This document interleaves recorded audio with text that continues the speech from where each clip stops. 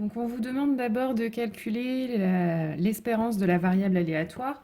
Donc, on se rappelle, on multiplie la première valeur, donc moins 3, par sa probabilité, 0,2. Puis on ajoute la deuxième valeur, 1, multipliée par sa probabilité, 0,3. Puis on ajoute la troisième valeur, 4, multipliée par sa probabilité, 0,5. Et on trouve 1,7. Ensuite, on vous demande la variance. Donc, la variance, première probabilité, multiplié par la première valeur à laquelle on soustrait l'espérance, donc 1,7, le tout au carré. Alors, on refait la même chose ensuite avec la deuxième valeur, donc deuxième probabilité, 0,3, multiplié par la deuxième valeur 1, à laquelle on soustrait l'espérance, et on met au carré. Et enfin, même chose avec la troisième probabilité, qu'on multiplie par la troisième valeur 4, moins l'espérance, le tout au carré. Et on trouve 7,21. Et enfin, on vous demande une valeur approchée à 10-2 près de l'écart type. Donc l'écart type, c'est la racine carrée de la variance, donc racine carrée de 7,21.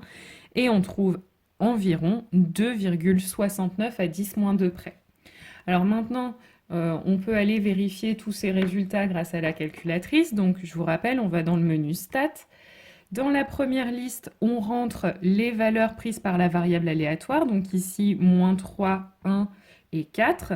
Et dans la deuxième liste, les probabilités. Donc 0,2, 0,3 et 0,5. Une fois que c'est fait, on va dans l'onglet Calque, F2.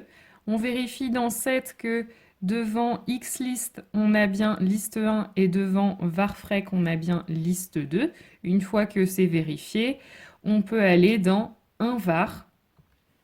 Et donc, je vous rappelle que vous trouvez l'espérance devant le x bar, on retrouve bien le 1,7, et vous retrouvez l'écart type devant sigma x. Et donc là, on trouve bien 2,69 quand on arrondit à deux chiffres après la virgule. Donc, nos résultats sont corrects. Pas moyen de vérifier la variance, mais en vérifiant l'écart type, normalement, si vous avez le bon écart type, vous devriez avoir le bon résultat pour la variance. Maintenant, exercice 43, on vous donne le tableau de probabilité d'une deuxième variable aléatoire, mais il manque la première probabilité. Donc je vous rappelle que la somme des probabilités devant faire 1, là les deux probabilités qu'on vous donne, si on les additionne, ça fait 0,9, donc il manque 0,1 pour que la somme des probabilités fasse 1. Donc, voilà, la valeur de petit a, c'est 0,1. Ensuite, on vous demande de calculer l'espérance et l'écart type. Alors, donc pour l'espérance, on recommence. Première valeur multipliée par sa probabilité, donc moins 2 fois 0,1. On ajoute deuxième valeur 0 multipliée par sa probabilité 0,6. Et enfin, on ajoute la troisième valeur 3 multipliée par sa probabilité 0,3. Et donc, on trouve 0,7. Pour l'écart type, donc, on calcule la variance, donc en faisant 0,1 fois donc la première probabilité fois la première valeur moins 2 à laquelle on enlève l'espérance, donc on a trouvé 0,7, le tout au carré, plus deuxième probabilité 0,6 fois la deuxième valeur 0 à laquelle on soustrait l'espérance au carré.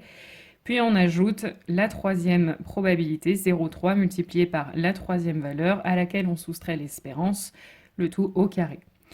Et donc, c'est pas la peine d'aller taper ce calcul sur la calculatrice. On prend la racine carrée. Et donc, en fait, l'astuce, pour éviter d'avoir à taper ce gros calcul au risque de faire des erreurs, bah, c'est encore une fois d'aller dans le menu Stat. Donc, j'efface les listes de l'exercice précédent en faisant del all.